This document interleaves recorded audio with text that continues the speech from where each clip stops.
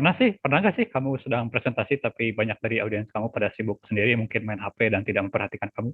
Atau mungkin kamu pernah melihat orang yang sedang melakukan public speaking gitu, tapi pembicaraannya ini sibuk sendiri gitu dengan materinya, sehingga informasi yang disampaikan kurang ngena gitu, sulit dicerna sama kamu. Nah, untuk mencegah hal-hal tersebut, saya Hafiz di sini akan membahas topik mengenai teknik untuk membangun koneksi dengan audiens di public speaking. Oke, uh, next. Nah, pertama-tama kenapa sih membangun koneksi dengan audiens itu penting? Kunci dari sebuah presentasi yang sukses adalah ketika audiens benar-benar memperhatikan kamu dan mereka ingin mendengar apa yang kamu sampaikan. Mempunyai materi yang menarik tentu akan menaikkan minat mereka untuk memperhatikan kamu. Tetapi yang lebih penting dari itu adalah kamu dapat memberikan sesuatu yang mereka butuhkan dalam presentasi ini. Jika kamu terlihat peduli terhadap dengan mereka, audiens pasti ingin mendengar apa yang kamu sampaikan. Hal-hal seperti ini itu adalah bagian dari koneksi kamu dengan audiens yang mungkin sekilas terlihat sepele, namun benar-benar penting dalam public speaking. Semakin besar koneksi yang kamu jalin dengan audiens, maka semakin besar kemungkinan audiens akan memperhatikan kamu dan mendengar kamu. Nah, oke, berikut ini adalah kiat-kiat yang dapat membantu kamu untuk membangun koneksi dengan audiens. Oke. Pertama-tama adalah sebelum berbicara teknik, kita harus luruskan mindset kita terlebih dahulu ya. Sebagai public speaker, sebagai pembicara kita harus memulai dengan tujuan memberi kepada audiens. Memberi di sini dengan arti memberi value atau manfaat yang audiens butuhkan.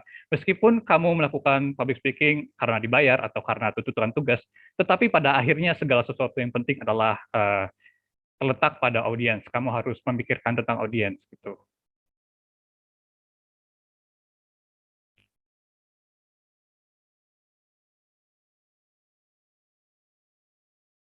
Oke, di sini terdapat 3 tipe pembicara. Pembicara satu itu pada umumnya adalah pembicara yang fokus pada dirinya sendiri. Contohnya adalah pembicara yang suka berbicara tentang personal mereka gitu tanpa adanya manfaat gitu, mereka ngomong-ngomong sendiri, aduh nggak jelas, yang tidak bisa diberikan manfaatnya pada audiens gitu. Contohnya mungkin ada teman Anda yang narsis gitu, yang suka narsistik gitu, suka ngomongin diri sendiri gitu tanpa memberikan orang lain gitu. Pastikan kalau kamu itu rada-rada malas gitu nanggepinnya gitu. Jadi fokus kepada diri saja itu tidak baik. Oke, nomor 2 adalah pembicara yang fokus kepada materinya. Fokus terhadap materinya mungkin terdengar baik, namun belum cukup. Karena jika kamu hanya fokus pada materi, audiens mungkin akan sulit untuk mengikuti apa yang kamu sampaikan. Kamu mungkin memberikan informasi yang audiens tidak butuhkan. Gitu. Contohnya kayak seorang guru gitu mengajari dengan baik muridnya bernyanyi. Tapi kalau muridnya tungarungu kan jadi sia-sia gitu kan. Buat apa gitu kan. Nah, nomor 3, itu adalah pembicara yang fokus pada audiensnya. Fokus kepada audiens bertujuan untuk membantu dan memberi audiens pengetahuan apa yang mereka butuhkan dan membuat mereka dapat mengaplikasikan pengetahuan tersebut di kehidupan mereka. Semuanya dipikirkan matang-matang dari segi materi, apa yang cocok, penyampaiannya bagaimana, strategi, value-nya, dan lain-lain. Pembicara yang nomor 3 ini adalah tipe yang ideal di mata audiens. Nah, jadi audiens akan merasa bahwa presentasi kita sebagai pembicara itu dibutuhkan oleh mereka sehingga koneksi kita dengan mereka akan semakin kuat. Oke, next. Nah, next adalah menarik perhatian pada bagian opening atau pembuka saat berbicara. Di zaman multitasking dan smartphone sekarang, rata-rata durasi perhatian manusia itu lebih rendah dari Canvas. Rata-rata durasi perhatian manusia itu 8 detik menurut studi yang dilakukan Microsoft gitu. Maka saat kamu tidak dapat membuat perhatian audiens tertuju pada kamu dalam 8 detik ini, ya hilang perhatian mereka gitu, audios gitu, mikir kemana-mana. Jadi kalau presentasi itu ya kalau bisa langsung gitu, kamu bisa nge-hook audiens kamu. Oleh karena itu penting bahwa kita bisa menarik perhatian audiens kita pada saat kita membuka presentasi kita gitu kan, pada awal-awal itu pembukaan. Banyak pembicara-pembicara di media terkenal seperti TED Talk, Mint Valley, Toastmaster International gitu menggunakan berbagai macam-macam teknik untuk membuka presentasi mereka. Yang paling umum adalah menggunakan pernyataan atau pertanyaan yang bikin kepo. Misalnya, jika topik kamu tentang mengatasi ketakutan dalam public speaking, mungkin contohnya seperti gimana sih cara mengatasi takut dilihat gitu oleh banyak audiens yang siap menjudge atau menilai penampilan kamu. Atau apakah kamu sering gugup gitu dalam melakukan public speaking di depan umum? Kamu mungkin merasa tiba-tiba gemeter, keringat, dingin gitu, pikiran ngeblank atau kejang-kejang beren sampai sampai segitunya gitu. Oke, teknik umum lainnya adalah membuka presentasi kamu dengan memberikan fakta-fakta menarik atau mind blowing. Contohnya adalah banyak dari orang tidak sadar bahwa takut public speaking bisa menyebabkan gaji kamu dipotong atau lebih kecil 10% daripada orang-orang yang bisa public speaking. Nah, inilah kenapa kamu harus belajar public speaking dan seterusnya gitu. Membuka presentasi dengan berinteraksi dengan audiens juga bagus. Misalnya tadi Bu Erni kan menyampaikan siapa di sini yang pernah jadi moderator atau pernah jadi MC gitu, atau siapa di sini yang takut ketika harus berbicara di depan publik itu resen gitu, dan bisalah seterusnya kamu bisa pikiran bagaimana gitu. Pengikut sertaan audiens dalam interaksi akan memperkoneksi koneksi kita, koneksi kita dalam public speaking pembicaraan itu. Next. Next adalah ceritakanlah kisah atau cerita. Teknik selanjutnya ini adalah menyampaikan sebuah cerita atau story. Gitu kan. Setiap pembicara yang hebat, mereka menyampaikan isi materi mereka dengan cerita gitu, yang menggugah hati penonton gitu. Cerita mereka itu inspiratif, edukatif maupun lucu bagi audiens. Cerita yang kamu sampaikan boleh tentang kamu atau orang lain, tetapi perlu digarisbawahi bahwa uh, cerita kamu ini harus bertujuan untuk bermanfaat kepada audiens kamu. Yang paling mainstream itu cerita kisah sukses inspiratif gitu, dan audiens biasanya senang dengarnya gitu. Sebuah cerita yang mempunyai 3 bagian, yaitu awal mula, misalnya kamu dalam memulai bisnis gitu kan, kamu tidak punya apa-apa, bahasa Jawanya nelongso gitu. Orang tua tidak kaya jadi tidak bisa pakai jalur dalam gitu, usaha dari nol. Nah, dan bagian kedua adalah menceritakan tantangan dan rintangan yang kamu hadapi gitu. Misalnya kamu pernah diremehkan atau dicurangi atau mungkin terkena dampak rasisme dan lain-lain gitu. Tetapi yang ditekankan adalah bagaimana kamu struggle dan overcome rintangan-rintangan tersebut gitu yang kamu hadapi. Di bagian akhir adalah kamu menceritakan sebuah prestasi kamu, hasil kerja keras kamu, bagaimana perubahan yang terjadi pada kamu pada awal bisnis dan sampai pada saatnya sukses gitu. Menceritakan kesuksesan kamu ini biasanya menginspirasi audiens gitu. Intinya bagian 3 ini flexing, cuman ya jangan berlebihan, soalnya audiens juga bisa kesel dengernya. Oke, next.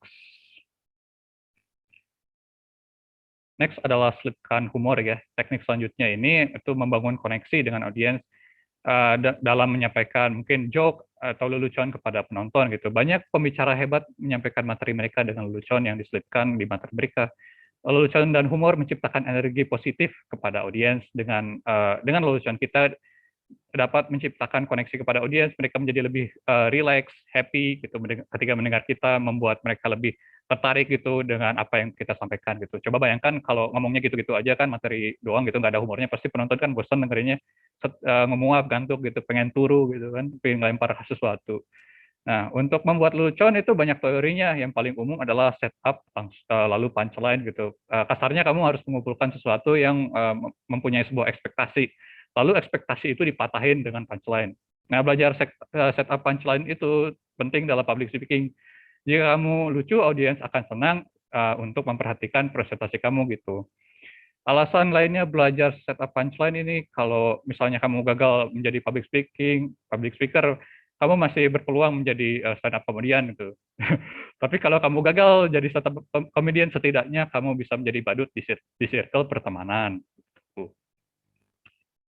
Next adalah jadilah relatable. Jadilah pembicara yang relatable. Teknik terakhir dari presentasi saya hari ini adalah menjadi pembicara yang relatable, sudah menjadi watak manusia untuk bercengkerama dengan manusia lain yang mempunyai kesamaan kan. Gitu. Jadi yang perlu kamu tekankan dalam usaha menjadi relatable adalah memunculkan common ground, gitu, sebuah koneksi antara kamu dan audiens. Banyak pembicara influential, mereka menekankan bahwa mereka adalah manusia biasa pada umumnya gitu. Jadi mereka berhasil karena berusaha yang tersirat di pesan-pesan dan value mereka itu bahwa ya jika saya bisa berarti kamu juga bisa begitu. Kamu juga harus mengerti tentang gambaran identitas audiensmu gitu, seperti kira-kira profesi mereka itu apa, umur, gender, suku, ras, atau wilayah, budaya mereka dan lain-lain gitu. Hal ini berdampak besar pada bagaimana kamu memberikan materi kamu. Semakin banyak informasi yang kamu punya tentang audiens kamu, semakin besar kemungkinan kamu membuat materi yang dapat diterima dan bermanfaat bagi audiens kamu. Andai kata audiens kamu adalah ibu-ibu yang punya anak kecil gitu kan, maka materi kamu ya bisa disampaikan mungkin berhubungan dengan bagaimana menjadi anak balita gitu, atau makanannya bagus untuk tumbuh kembang anak gitu kan. Bahasa yang dipakai juga kan harus halus, lemah lembut gitu kan. Kalau audiensnya ibu-ibu kan, masa kalau kasar masa mau diamuk-amuk ibu gitu kan, gara-gara berkata kasar gitu. Tapi misalnya juga kalau contohnya audiens kamu adalah ya remaja-remaja gitu kan, mungkin topiknya bisa tentang media sosial atau tentang kripto dan lain-lain. Dan bahasanya juga kan kasual kalau audiensnya adalah seumuran kita gitu, misalnya remaja-remaja. Oke, jadi diringkas saja dari presentasi ini, untuk membangun koneksi dengan audiens adalah dengan pertama, menarik perhatian mereka dulu gitu di opening, ceritakan kisah mereka, selipkan humor, dan berusaha relatable dengan audiens. Sebenarnya masih ada banyak teknik-teknik lainnya ya, cuman gara-gara ya kan ada waktu gitu kan dalam presentasi ini, jadi cuman ini doang yang saya ambil gitu. Oke, dan sebenarnya itulah penanda akhir dari presentasi saya. Semoga bisa bermanfaat gitu. Tapi sebelum mengundurkan diri, selanjutnya kita lanjut ke sesi tanya jawab gitu. Jadi bagi teman-teman yang ingin bertanya bisa di raise hand, terus ya boleh untuk bertanya tentang apa yang ingin ditanyakan. Enggak.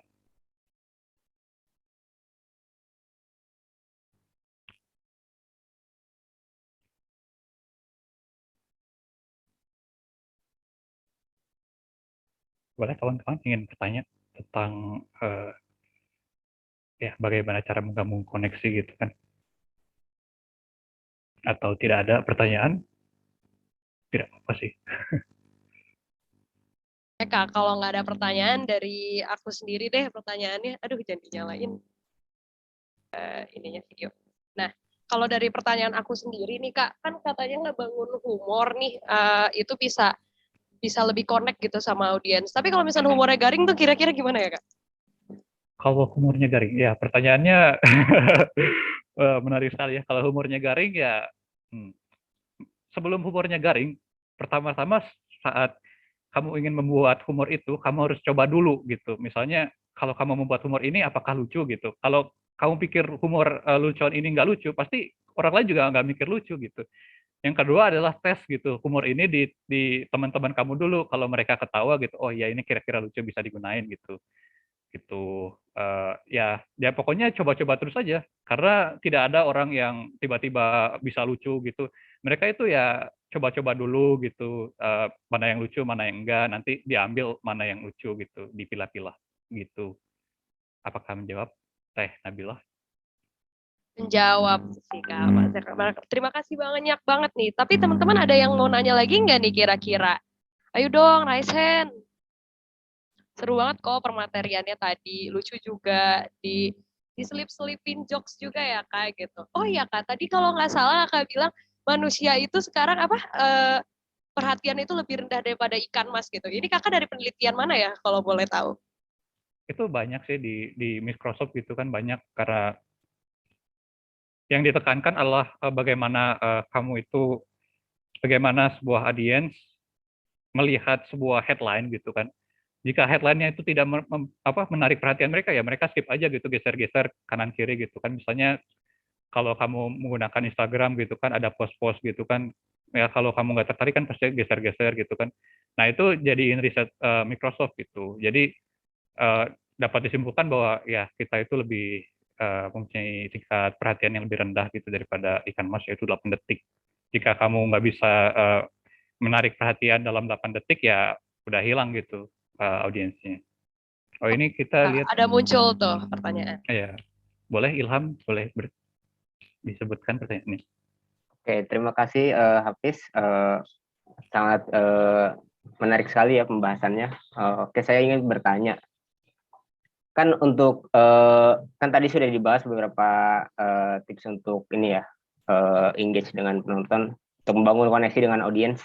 Nah, jadi gimana kalau misalkan lagi ada acara seminar atau webinar gitu kayak gini, cuma pembicara kan sesi webinar ini misal cukup lama gitu. Nah, kita tuh ke bagian akhir-akhir. Nah, pas kita tampil, penonton tuh udah rada capek, udah konsentrasinya udah hilang. Kan kalau kayak di kelas mah kita kayak udah semakin siang semakin nggak konsen lah. Nah, itu membangun koneksi dengan audiens kan makin susah tuh. Nah, ada tipsnya nggak sih biar audiens tuh tetap bisa gampang ngebangun gitu, selain dari yang tadi diberikan? Oke. Jadi kalau udah lama gitu kan ngantuk-ngantuk gitu ya audiensnya gitu. Terus gimana cara kita membangun koneksi dengan audiens yang mungkin sudah susah dengan memperhatikan kita lagi gitu ya. Kalau menurut saya sih itu Pak tergantung kitanya ya bagaimana kita menyampaikan materi kita. Kalau materi kita disampaikan dengan penuh dengan energi gitu kan, misalnya tadi Bu Erni kan energinya overwhelmed gitu banget kan gitu. Jadi walaupun kamu malas-malesan gitu ngelihat ini, tapi pas ngelihat orang yang penuh energi gitu, penuh dengan apa semangat gitu kan, bisa dilihat dari gesturnya gitu kan, senyum-senyum, ketawa sedikit gitu kan, jadi enak mendengarnya. Jadi mereka itu lebih mereka itu menjadi mendapatkan energi dari kamu juga gitu. Jadi mereka juga ingin mendengarkan kamu gitu. Ya sih. Jadi dari diri kamu dulu gitu. Atau enggak dan teknik selanjutnya mungkin ya tadi berinteraksi juga itu. Coba berinteraksi kayak survei gitu kan. Siapa di sini yang tadi ngantuk-ngantuk dengar materi yang sebelumnya gitu kan? Oh banyak, oh malah jadi nyepet, waduh, gitu sih. Tapi enggak juga. Ya mungkin bisalah begitu-begitu. Ya pokoknya berinteraksi dengan audiens juga penting ya dalam acara seperti ini gitu. Bagaimana Ilham? Apa masih kurang?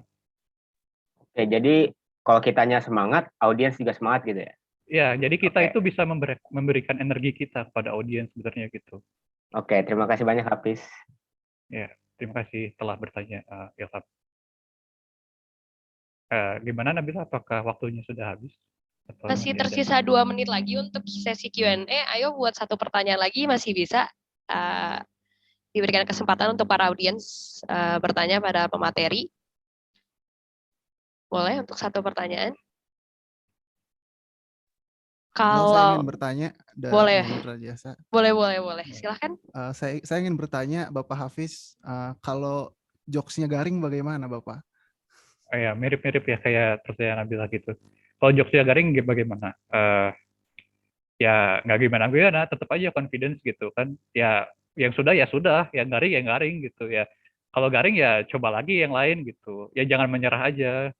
Yang penting kamu itu berusaha gitu kan. Yang nomor satu itu kamu berusaha agar kamu bisa menyenangkan hati ini audiens kamu gitu, bukan karena kamu ingin terlihat lucu gitu, tapi bahwa dengan intensi ini tuh baik untuk audiens kamu gitu, bisa membuat mereka rileks dan lain-lain. Dan jika garing ternyata ya sudah, kamu kan sudah berusaha gitu. Tapi selanjutnya diimprove lagi bagaimana cara menjadi lucu gitu. Mungkin bisa dites-tes lagi kepada teman-teman kamu gitu, bagaimana cara menjadi lucu gitu. Gitu sih. Wah, terima kasih Pak. Akan saya laksanakan Pak. Terima kasih telah bertanya Muhammad Rajisa, Bapak Rumai. Oke. Dan mungkin itulah ya menutup sesi pertanyaan kita karena sudah ada 3 pertanyaan dan waktu saya sudah habis. Terima kasih telah mendengarkan, semoga bermanfaat. Assalamualaikum warahmatullahi wabarakatuh.